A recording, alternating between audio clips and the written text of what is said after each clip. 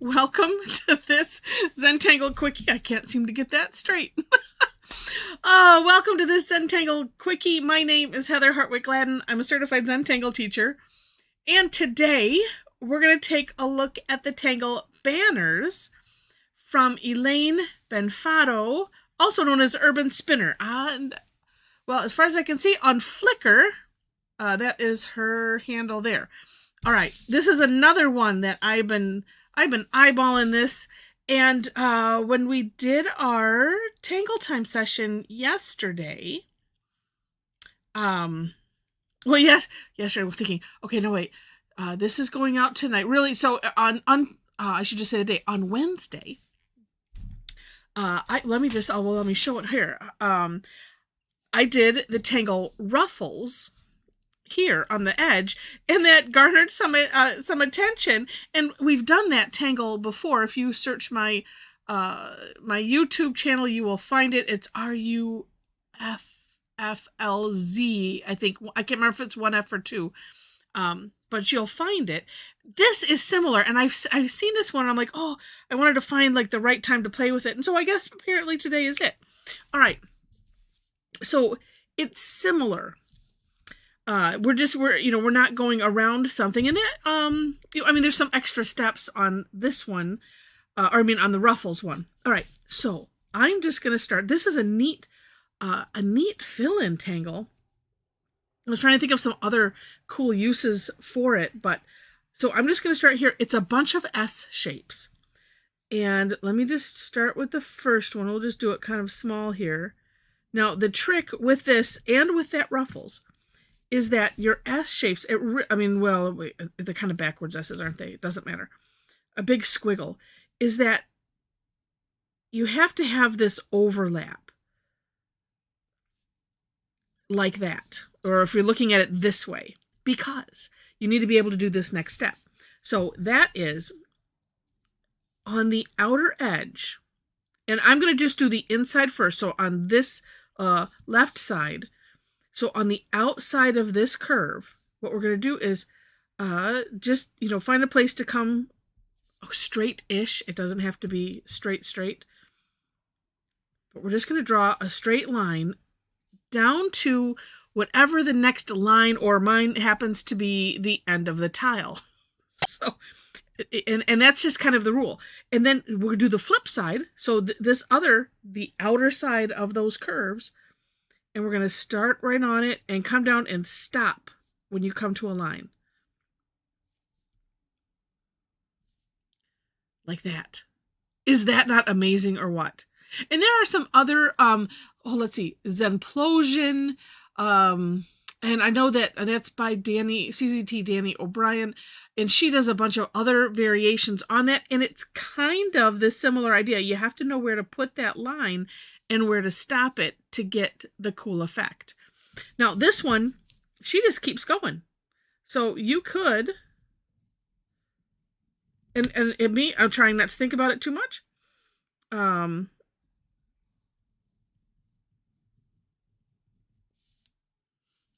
Like I said, you just have to have that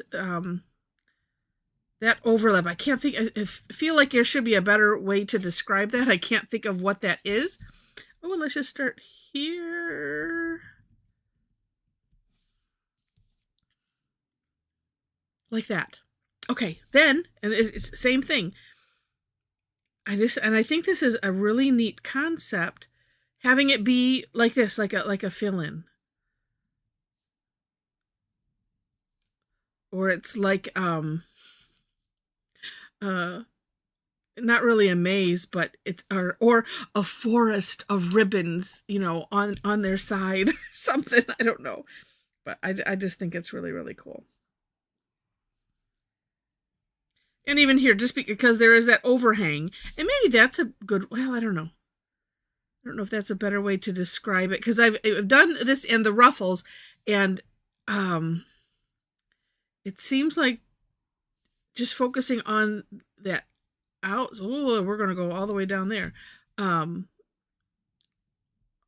the outside curve, and then just depending on your perspective, which one you're looking at, it's one where my description of it hits some, and then I still miss. So I just keep working on different ways to explain. Seeing is good, but sometimes I don't know. Sometimes a good explanation or a way to think about it. So let me take all that back. A way to think about it. That's my goal. So that way you don't have to go and wait. Now, where am I drawing that line, and where does it go? That is always my aim. So that way you're not having to look back, and you can just go, oh yeah, oh, I'm going to do this. Or at least, look at it once and then go, oh yeah, I got it. And notice, I didn't plan, because that's not a very Zentangle thing to do, to plan where these were going to line up. And you'll see that it doesn't matter. It turns out cool regardless. Really cool. All right, now, and I'm going to go ahead and do this. I like this in Elaine's step out. So you could, and well, actually in her sample, and that step out and sample is in the description section of the video. Click, usually it's below the video somewhere, the For More Inspiration link. And so these bits right here, and I like that she put lines in there. So I'm gonna do that with them. And I'm just doing real light, with a real light touch. You could also, you'll see on the sample, that's where I was going with that. You've just filled it in. So you could just fill it in solid if you wish. But we want to have something that's darker than the rest, because it's the, where it's, where it would naturally be darker. I was just I love it when I'm saying something and then thoughts start popping into my head about further decorating thought, and I'm going to do it. And oddly, let me do it this way. This is the first time I've gone from the corner and drawn the lines. It is sometimes a little bit easier to start on this side, and then you're essentially auraing that. And, going light, you don't have to worry about, are they straight? Are they even? We're applying a texture. And you know what? You could apply any other texture if you wish. I mean, besides filling in.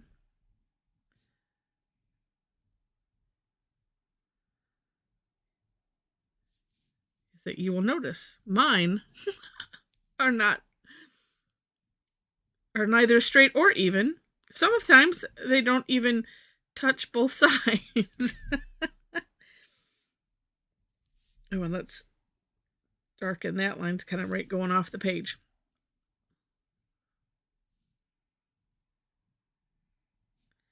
All right.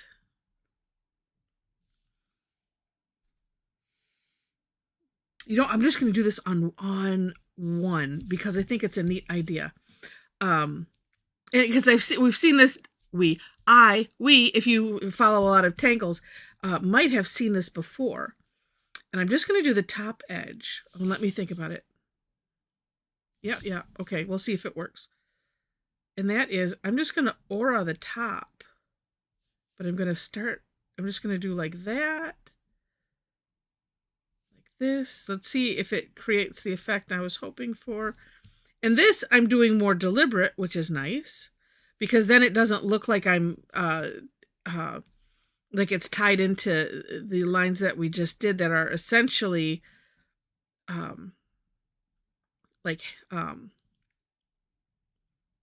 hatching. I always hesitate when I say that, because I'm like, who came up with that term? Because all I think is hatch, like chickens, eggs, birds hatching. And it's like, oh. Yeah, so that's kind of interesting. So you could put a pattern in any of these if you want to. So this is kind of like a border, so like as if it was a ribbon, but the ribbon is long, so I'm not doing the other side. But that's just kind of neat, and it further gives the impression that, you know, it's something that's winding. Okay, I'm just going to leave it on that one because I think it's cool. All right. And so now for shading besides this, I'm going to do let me flip it back this way. To the left side of all of the lines, I'm just putting some graphite because it's really where, you know, if we're picturing this as a ribbon and it's turning over, and then here, let me show you.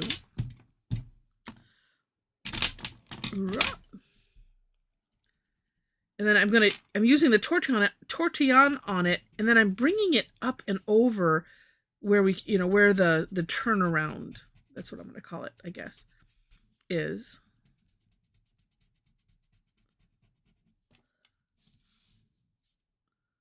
Yeah, look at that depth. I mean, and you could put the pencil up, the graphite up here too. It's just up to you.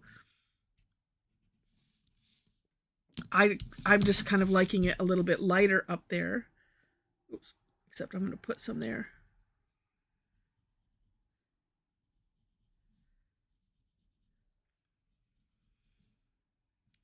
You know, probably could, well, we'll look at it when it's done. I don't want to have too much graphite. Don't want to have the graphite remorse. But I'm also now thinking, well, you know, all of this is tucked behind, you know, the one before it. So would I want to, you know, put some there on the tops of those? This is also why I like to do things kind of in stages. So it's like, okay, this is one idea.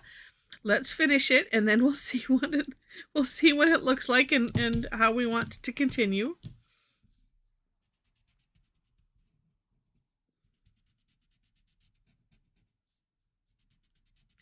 Because maybe it's just fine the way it is. Oops, I didn't get these. I was going with where my eyeball saw things first. Look at how dark I did that one. Huh.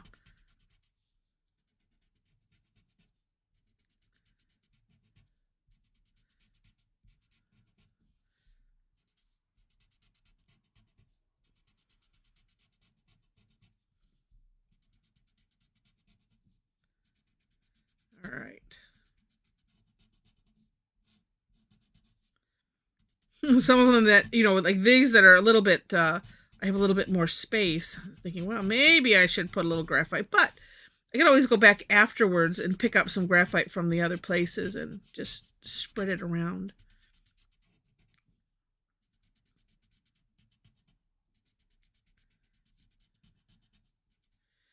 And yeah, try not to go into the other space that you don't want to go.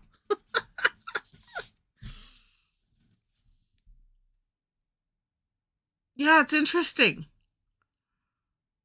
It shows some great depth right there.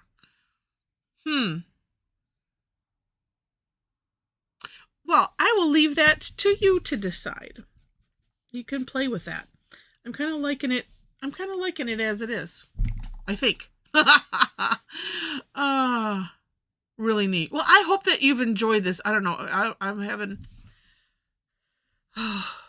Well, I'll say that. So you'll have already seen if I decided to add that or not, because it'll be on the picture that's on the very beginning of the video. I'm going to debate on if I want to add that or not. I'm thinking not right now, just because I kind of like the way it is. But I hope that you've enjoyed it. And if you have, please click on the like button. And if you liked it enough to see more, please click to subscribe to the channel. I've mentioned the description section. There you'll find links to the step outs. And then below that is my link tree, where you'll find ways to connect with me if you wish. If you'd like to tangle with me and a bunch of other tangle addicts online, we would love to have you join us. So there are links to where I post my classes. I do both, a lot of free, and I do have some that are paid also. So information is there. The free ones are called Tangle Time, and then also Tough Tangle Tuesday. So those are the Tough Tangle Tuesday is once a month.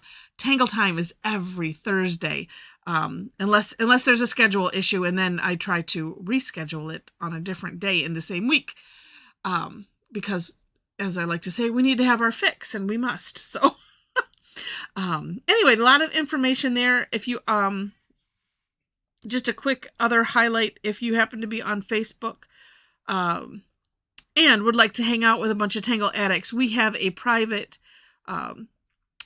Tangle Addicts community group. Would love to have you join us there. There are 4 questions that you have to answer in order to gain entry, and that's it.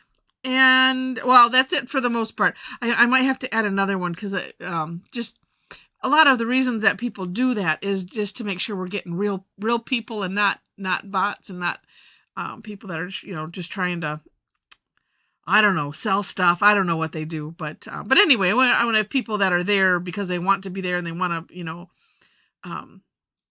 talk about tangling and share their work and participate to whatever level that you feel comfortable, and all of that kind of fun stuff. So anyway, information is there.